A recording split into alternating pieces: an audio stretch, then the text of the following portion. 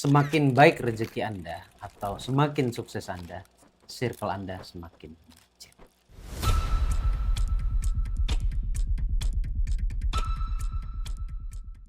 Assalamualaikum, selamat pagi.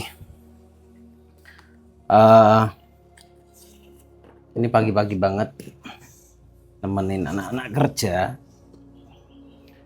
Saya mau ngobrol, mau sharing ke Anda. Jadi Anda harus punya waktu nih sambil nunggu. Mana?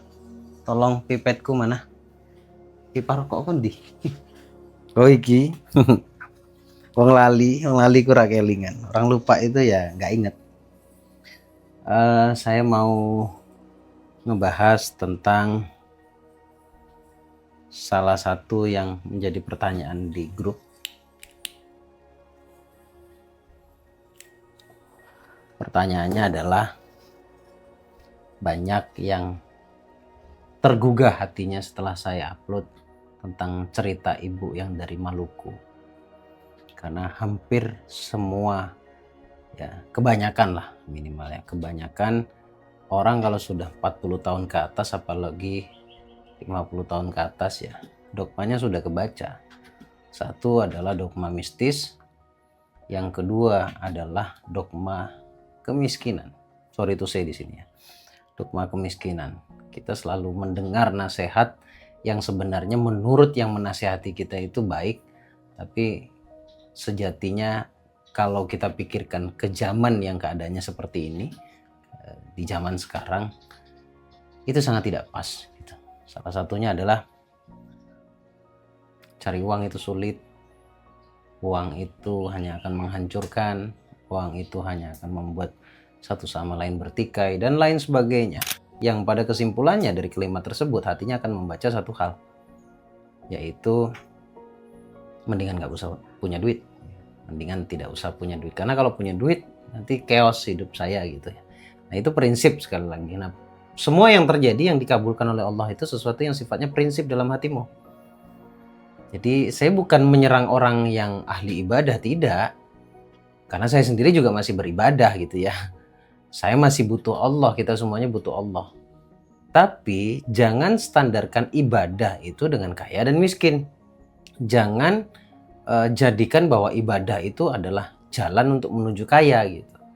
Ibadah ya bentuk tobatnya kita, ibadah ya bentuk bentuk rasa syukur kita terhadap Allah, dan kita secara tidak langsung kita mengakui bahwa diri kita hamba.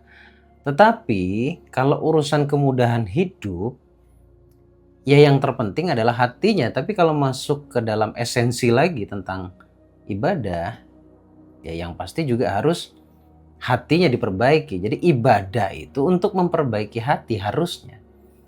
Tapi karena ketidakfahaman, karena ketidaktahuan bahwa fungsi ibadah itu untuk memperbaiki hati, dan ketika hati itu sudah baik lah ya, saya nggak bilang bersih ya, hati itu sudah baik, maka kebaikan hatimu itu akan menarik banyak kebaikan lagi.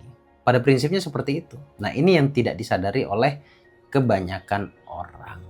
Itulah akhirnya banyak ulama-ulama zaman dahulu melarang kita untuk menuhankan harta. Ulama-ulama zaman terdahulu itu menyarankan untuk menjauhi harta yang sifatnya mudorot ya. Karena memang ada potensi bahwa ketika orang punya uang dia lupa diri.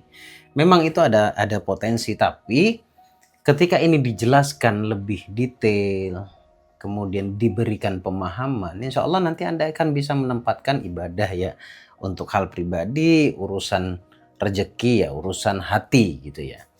Dan semua pembicara, praktisi itu sepakat gitu, sepakat bahwa urusan rezeki itu bukan urusan kerja gitu ya. Urusan rezeki itu bukan hanya melulu tentang ibadah dohir ini, tapi urusan rezeki itu lebih kepada bagaimana kita bisa memanage jiwa. Nah, balik lagi tadi tentang mental block tadi yang saya sampaikan, asumsi kita, penilaian kita terhadap keberlimpahan, penilaian kita terhadap uang, itu akan mempengaruhi apa yang kita dapatkan. Artinya apa yang kita dapatkan itu dipengaruhi oleh prinsip-prinsip kita. Nah, jadi rubah prinsip.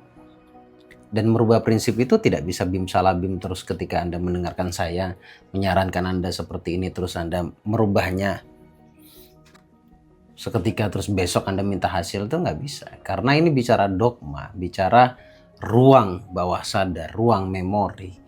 Jadi kalau hanya sekali tetap tidak bisa.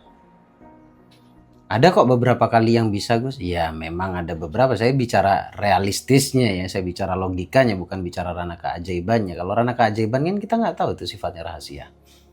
Tapi kalau bicara tentang logika secara keilmuannya, ya mau tidak mau apapun itu ya harus repetisi, pengulangan.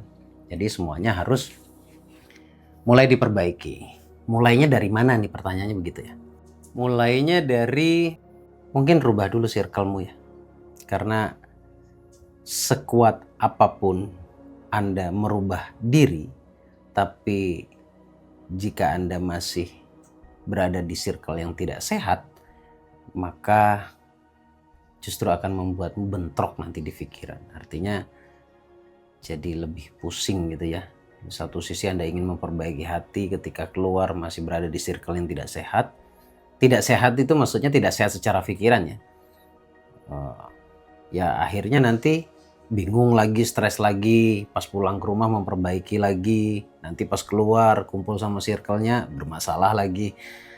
Jadi Anda butuh effort banget gitu jadinya. Jadi menyingkirlah, mungkin ini yang dimaksud oleh para wali dulu ya, bertapa gitu ya. Tapi bertapa tuh jangan diasumsikan berdiam diri, gelap-gelap, terus cari tempat yang angker gitu. Itu bukan bertapa yang itu yang saya maksud.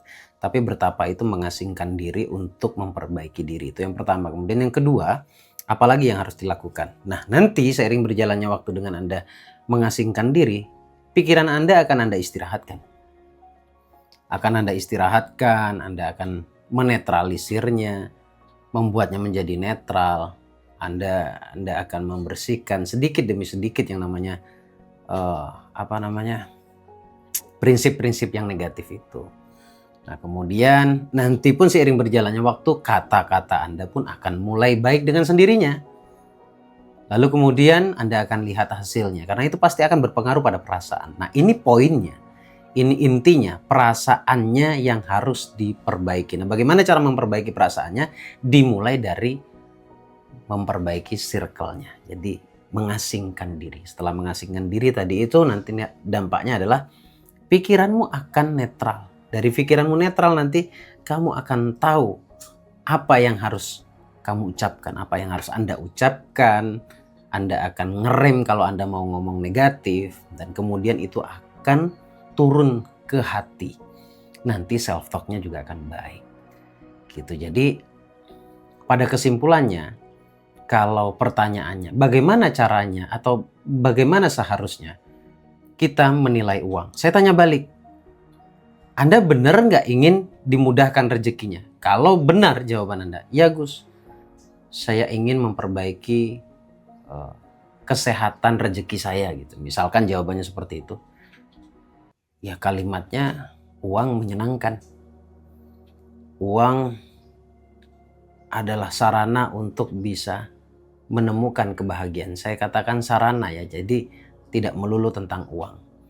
Dengan uang saya bisa lebih dekat dengan Allah. Karena apa? Karena faktor ketenangan. Saya tahu batas kekuatan psikisnya saya, kekuatan psikologinya saya, bahwa kalau semuanya tercukupi, ibadah saya jauh lebih akan tenang. Lalu nanti pasti ada yang bantah tuh. Kenapa ketenangan jadi diukur dengan uang? Realistis aja lah ya, realistis saja. Anda lihat ke hati Anda, nanti Anda akan tahu dengan sendirinya apa yang saya maksud, bahwa ketika kita atau kebutuhan kita semua tercukupi, ibadah tuh beda loh kualitasnya dengan orang yang kemerungsung. Jadi itu kesimpulannya, mengasingkan diri itu penting. Karena saya sendiri pun memulai semuanya hijrah dari circle lama saya bentuk circle saya sendiri. Bahkan saya pernah mengatakan sampai kepada tontonan saya, apa yang saya dengar itulah circle saya. Jadi tidak melulu circle itu kontak fisik dengan teman kita, sahabat kita, atau saudara-saudara kita. Tapi circle itu bisa kita bentuk.